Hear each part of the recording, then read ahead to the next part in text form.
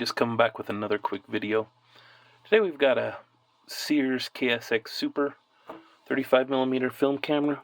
It does have this long lens attached here.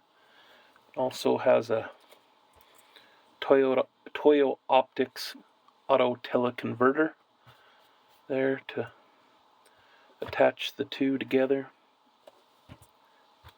It's marked KSX Super. They put a new battery in this. See, it says Sears here, and it seems to function. I haven't put any film through it, but the shutter does seem to work.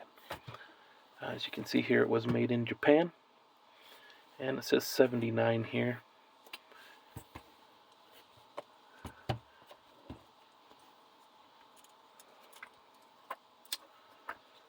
In the back here, wind arm works, shutter snaps.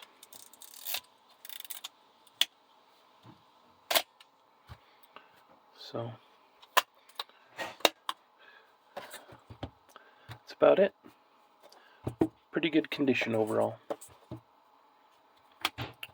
Appreciate you watching. Thanks.